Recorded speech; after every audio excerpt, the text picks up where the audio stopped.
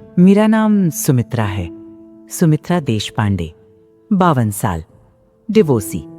और हाँ, मैं वो औरत हूं जिसे देखकर लोग धीरे से कहते हैं बेचारी। पड़ोसन धीरे से पूछती हैं सब ठीक है ना, लेकिन आंखों में क्यूरियोसिटी होती है, सिंपैथी नहीं। किटी पार्टी में मेरा नाम आता है तो आवाजें धीमी हो जाती हैं।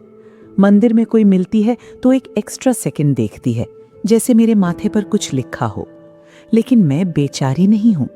थकी हुई हूं, कंफ्यूज्ड हूं, कभी कभी डरी हुई भी हूं, लेकिन बेचारी नहीं। मैं बस ढूंढ रही हूं खुद को, उस औरत को जो 25 साल पहले कहीं खो गई थी, इतने धीरे धीरे कि जब तक पता चला वो जा चुकी थी।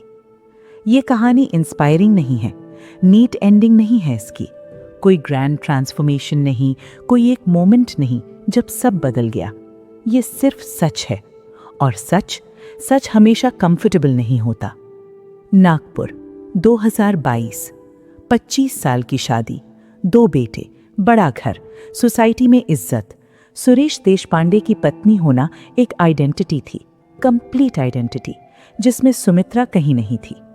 हर फंक्शन में लोग मिलते, सुरेश जी की वाइफ है ना, बहुत अच्छे इंसान हैं। हाँ, वो अच्छे थे, यही तो प्रॉब्लम थी। बुरे होते तो छोड़ना आसान होता, लोग समझते, सिंपैथी मिलती, एक क्लियर नैरेटिव होती। उसने बहुत सहा, आखिरकार निकल गई। लेकिन सुरेश बुरे नहीं थे, वो बस एब्सेंट थे इमोशनली। वो घर आते, खाना खाते, टीवी देखते, सो जाते, वीकेंड पर फ्रेंड्स के साथ, त्योहारों पर रिलेटिव्स के साथ। और मैं हर जगह थी और कहीं नहीं थी। 25 साल में उन्होंने मुझसे कभी नहीं पूछा सुमित्रा तुम क्या चाहती हो, और मैंने भी कभी नहीं बताया। ये दोनों की गलती थी, मैं अब ये मानती हूं। पहले सिर्फ उन्हें ब्लेम करती थी, फिर सिर्फ खुद को, अब दोनों को। सच अक्सर बीच में होता है। हमारा घर बड़ा था, 3 कमरे, एक बड़ा ड्राइंग रूम। सुरेश को घर की परवाह नहीं थी, वो कहीं भी कंफर्टेबल थे। मुझे घर से प्यार था, हर कोने को मैंने सजाया था, हर पर्दा मेरा चुना हुआ था, हर प्लांट मेरा लगाया हुआ। लेकिन उस घर में मेरी आवाज की कोई जगह नहीं थी। बाहर से परफेक्ट, अंदर से एक औरत जो हर सुबह उठती थी और सोचती थी आज भी वही दिन है। 2022 की एक साधारण शाम, सुरेश टीवी देख रहे थे, मैं किचन में थी। मैं आई, उनके सामने बैठ गई। सुरेश, मुझे डिवोर्स चाहिए। टीवी बंद हुआ। उन्होंने मुझे देखा लंबे समय तक। क्यों? मैंने क्या किया? कुछ नहीं किया, यही तो प्रॉब्लम है। उन्होंने नहीं समझा।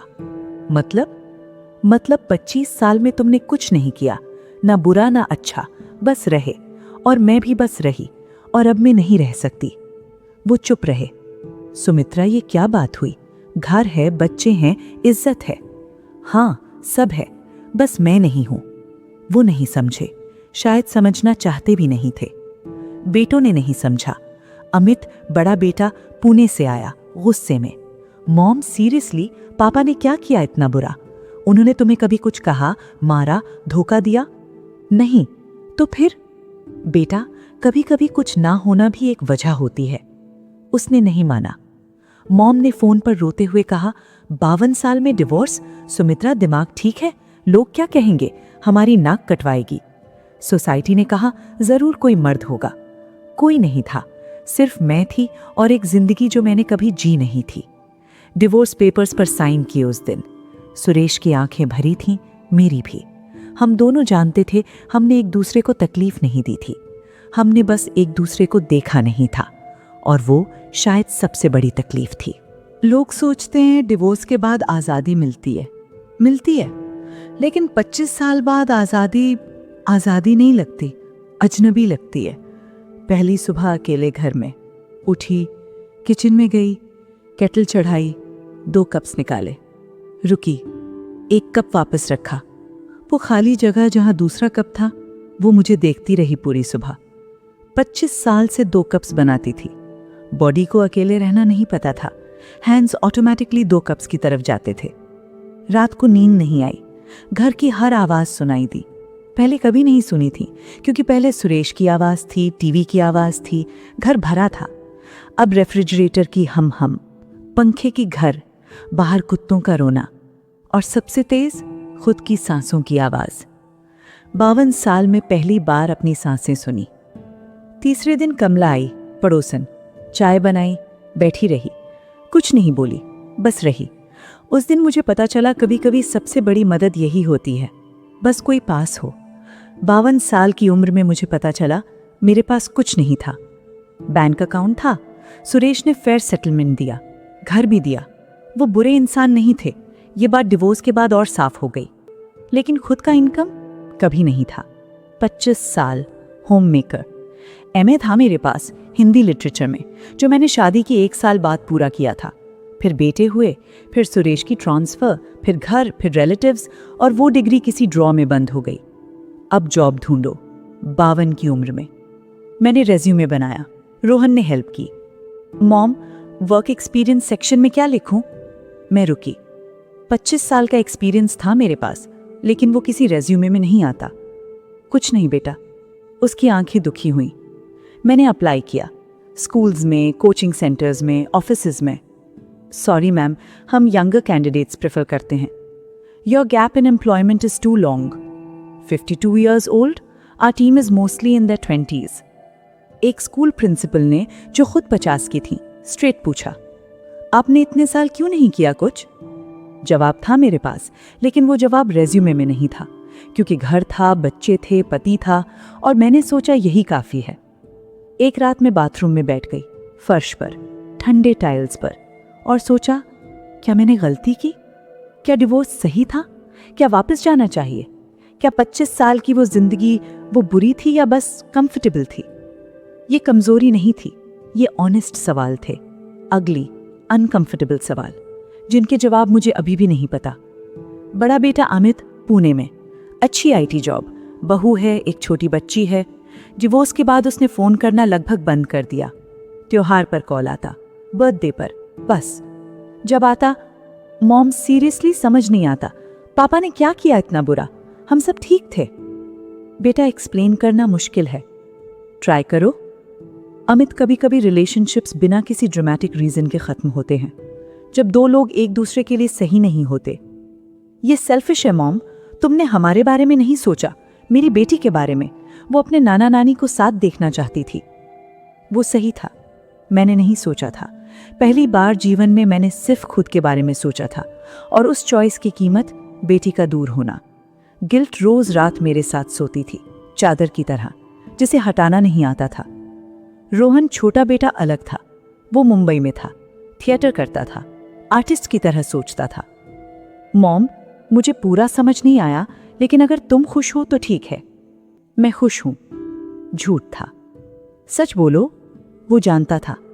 नहीं हूं, अभी नहीं, लेकिन कोशिश कर रही हूं। ये काफी है मॉम, बस कोशिश करते रहो। 19 साल का बेटा, उसने वो कहा जो किसी और ने नहीं कहा। 6 महीने बाद कमला एक दिन आई, अपनी यूजुअल स्टाइल में, बिना बताए सीधे किचन में घुसी, चाय बनाई। सुमित्रा, मैं एक पॉटरी क्लास ज्वाइन कर रही हूँ, मिट्टी से बर्तन बनाते हैं, तुम भी चलो। पॉटरी? हाँ। कमला, मैं 52 की हूँ। तो मैं 54 की हूँ। वहां एक दादी हैं 67 की, रोज आती हैं। मेरे पास मना करने का कोई रियल रीजन नहीं था, घर पर बैठने के अलावा कोई प्लान नहीं था। मैं गई। क्लास एक छोटे से स्टूडियो में थी, धर्मपेट एरिया में, पुरानी बिल्डिंग, अंदर मिट्टी की खुशबू। इंस्ट्रक्टर थे प्रकाश जी, 45-46 साल के, क्वाइट इंसान, ज्यादा नहीं बोलते थे। व्हील के सामने बैठिए, मिट्टी लीजिए और बस ट्राई कीजिए। मुझे कुछ नहीं आता, किसी को नहीं आता पहले दिन। मैं बैठी, व्हील घूमा, मिट्टी हाथ में ली और सब बिगड़ा। मिट्टी एक तरफ हो गई, शेप कुछ नहीं बना, हाथ गंदे हो गए। लेकिन उस एक घंटे में मैंने सिर्फ मिट्टी के बारे में सोचा। सुरेश के बारे में नहीं, डिवोर्स के बारे में नहीं, अमित के गुस्से के बारे में नहीं, रिजेक्शन लेटर्स के बारे में नहीं, बस मिट्टी, बस हाथ, बस व्हील। घर आकर खाना खाया और सो गई। पहली बार 6 महीने में बिना सीलिंग देखे सो गई। अगले दिन कमला को बोला, कल फिर जाएंगे। वो मुस्कुराई, जैसे पहले से पता था, पॉटरी क्लास रेगुलर हो गई, हफ्ते में 3 बार। और उस क्लास में धीरे धीरे कुछ और हुआ। मुझे पता चला मुझे क्या पसंद है। ये सुनने में सिंपल लगता है, लेकिन 52 साल की उम्र में ये डिस्कवर करना, ये शॉकिंग था। 25 साल में ये क्वेश्चन कभी नहीं आया था। सुरेश को क्या पसंद है ये पता था। उन्हें तीखा खाना पसंद था, क्रिकेट देखना, संडेज को लेट उठना। बेटों को क्या चाहिए ये पता था। अमित को नई बुक्स, रोहन को थिएटर के पैसे, घर में क्या चाहिए ये पता था। लेकिन सुमित्रा को ब्लैंक। पॉटरी में पता चला मुझे बनाना पसंद है, क्रिएट करना। जब मिट्टी धीरे धीरे शेप लेती है, उसमें क्वाइट सेटिस्फैक्शन है जो मैंने पहले कभी फील नहीं की थी। मुझे खामोशी पसंद है। मैं इंट्रोवर्ट हूँ। 25 साल में घर में इतने लोग आते जाते थे कि ये पता ही नहीं था। मुझे सुबह की चाय अकेले पीना पसंद है, खिड़की के पास, बिना टीवी के। मुझे हिंदी लिटरेचर पसंद है। वो डिग्री जो ड्रॉर में बंद थी, उसे निकाला, पुरानी किताबें पढ़ी और पाया कि वो पैशन अभी भी वहीं था, बस सोया हुआ था। एक दिन प्रकाश जी ने कहा, सुमित्रा जी, आपका ये बोल बहुत अच्छा है, शेप देखिए, परफेक्ट सेंटर है। मैं रुकी, बोल को देखा। मेरे हाथों से बना, मेरी मेहनत से। और किसी ने बिना किसी और कॉन्टेक्स्ट के सिर्फ मेरे काम को अच्छा कहा। मेरे खाने को नहीं, मेरे घर को नहीं, मेरे बेटों को नहीं, सिर्फ मुझे, मेरे बनाए को। आंखें भर आईं, वहीं क्लास में, व्हील के सामने। कमला ने देखा, कुछ नहीं बोली, बस एक टिश्यू दिया। 8 महीने बाद रात के 9 बज रहे थे। मैं एक नई बोल पर काम कर रही थी। घर पर छोटा सा सेटअप बना लिया था। फोन आया, सुरेश। मैंने 1 सेकंड देखा, फिर उठाया। सुमित्रा, कैसी हो? ठीक हूं, तुम? ठीक हूं। साइलेंस। मैं पूछना चाहता था, तुम सच में ठीक हो? मतलब एक्चुअली? अजीब लगा। 25 साल में उन्होंने ये नहीं पूछा था, और अब? हाँ सुरेश, कोशिश कर रही हूं। मुझे अब समझ आ रहा है कि तुम क्यों गई। मैं चुप रही। मैंने कभी पूछा नहीं तुम्हें कि तुम क्या चाहती हो, क्या फील करती हो, कैसी हो। बस अज्यूम करता रहा कि सब ठीक है। नहीं पूछा। मैं सॉरी हूं। 25 साल, और वो सॉरी आज आया। बहुत देर हो चुकी थी, लेकिन सुनकर कुछ हल्का हुआ, थोड़ा सा, जैसे कोई गांठ थी जो ढीली हुई। सुरेश, मुझे भी सॉरी बोलना है। मैंने भी कभी बताया नहीं, एक्सप्रेस नहीं किया, बस उम्मीद करती रही कि तुम खुद समझोगे। हम दोनों गलत थे। हाँ। साइलेंस। पॉटरी सीख रही हो सुना, रोहन ने बताया। हाँ। अच्छा है।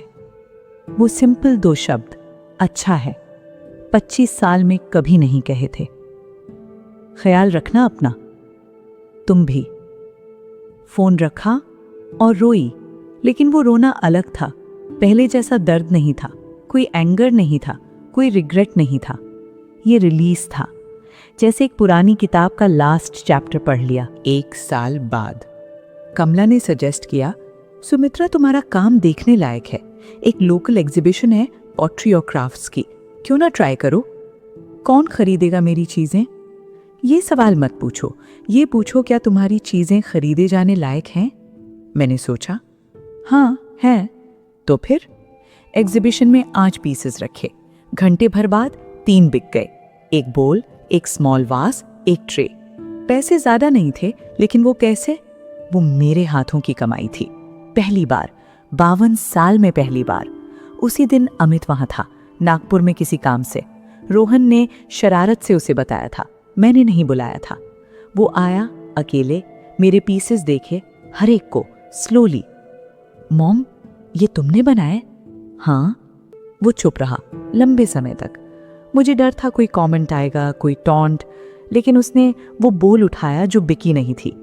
ये मुझे दे दो प्लीज। क्यों? क्योंकि मैं अपने घर में रखना चाहता हूँ। उसकी आवाज भर आई। और क्योंकि मुझे सॉरी बोलना था। मैंने उसे हग किया। वो 28 साल का था, लेकिन उस मोमेंट में वो मेरा वही बेटा था जो 7 साल का था और फीवर में मेरे साथ सोता था। कुछ रिश्ते टूटते हैं, कुछ धीरे धीरे जुड़ते हैं, कोई ओवरनाइट नहीं होता। 2024 जॉब नहीं मिली रेगुलर, अभी भी नहीं। सुरेश के सेटलमेंट से काम चल रहा है, पॉटरी की थोड़ी इनकम है, एक स्कूल ने पार्ट टाइम हिंदी लिटरेचर पढ़ाने को बोला है, हफ्ते में 2 दिन। कोई बड़ी सैलरी नहीं, लेकिन वो डिग्री जो ड्रॉ में बंद थी वो निकली। ये कंफर्टेबल नहीं है, ये ग्लोरीफाइड नहीं है। रातें अभी भी मुश्किल होती हैं। कभी कभी वो पुराना सवाल आता है, क्या सही किया? जवाब हमेशा नहीं आता, लेकिन सुबह होती है और मैं उठती हूँ। अमित से रिश्ता रिपेयर हो रहा है, स्लोली, अनइवनली, कभी अच्छा, कभी ऑकवर्ड, एक कदम आगे, आधा कदम पीछे। रियल लाइफ ऐसी ही होती है। रोहन हर हफ्ते कॉल करता है, बताता है थिएटर के किस्से, मैं सुनती हूँ, हंसती हूँ। कमला अब सच्ची दोस्त है। पहली बार 52 साल में किसी से सच बोलती हूँ, बिना फिल्टर के, बिना परफॉर्मेंस के। और सुरेश, हम कभी कभी बात करते हैं, सिविल, ऑलमोस्ट फ्रेंडली। दोनों बेटों की बातें होती हैं, कभी कभी और भी। ये भी हीलिंग का हिस्सा है, सोचा नहीं था। लोग पूछते हैं क्या तुम खुश हो? मैं ऑनेस्टली जवाब देती हूँ, पता नहीं, कभी हाँ, कभी नहीं, कभी बीच में। 52 साल में पहली बार मैंने खुद से मिलना शुरू किया, और जो मिली वो कॉम्प्लिकेटेड है। एक औरत जिसने 25 साल खुद को इग्नोर किया, जिसने गलतियां की, डिवोर्स में भी, शादी में भी, जिसे अभी भी रातों को डर लगता है, जिसे अभी भी रिजेक्शन हर्ट करती है, जिसके बड़े बेटे से रिश्ता अभी पूरा ठीक नहीं, जिसे अभी भी नहीं पता कि उसने सही किया या नहीं। लेकिन वो औरत, वो मिट्टी को शेप देती है। वो सुबह खिड़की के पास बैठकर अकेले चाय पीती है। वो एक कप बनाती है, सिर्फ एक, और वो कप गर्म रहता है, क्योंकि अब कोई वेट नहीं है, बस मैं हूँ, सुमित्रा। ढूंढ रही हूँ अभी भी, लेकिन इस बार खुद को। और ये ढूंढना, ये बेचारगी नहीं है, ये शुरुआत है। सुमित्रा की कहानी में कोई विलन नहीं है। सुरेश बुरे नहीं थे, सुमित्रा परफेक्ट नहीं थी, अमित का गुस्सा गलत नहीं था, सुमित्रा का डिसीजन गलत नहीं था। सब सही थे, अपनी अपनी जगह, अपने अपने दर्द में। यही तो रियल लाइफ है। कोई क्लियर विलन नहीं, कोई क्लियर हीरो नहीं, बस इंसान जो अपने हिसाब से जी रहे हैं, गलतियां कर रहे हैं, सीख रहे हैं। सुमित्रा ने 52 में पहली बार खुद से पूछा, तू कौन है? जवाब आसान नहीं था, अभी भी पूरा नहीं आया, और शायद पूरा आएगा भी नहीं, लेकिन सवाल पूछना वो पहला कदम था। और कभी कभी पहला कदम ही सबसे बड़ी बहादुरी होती है।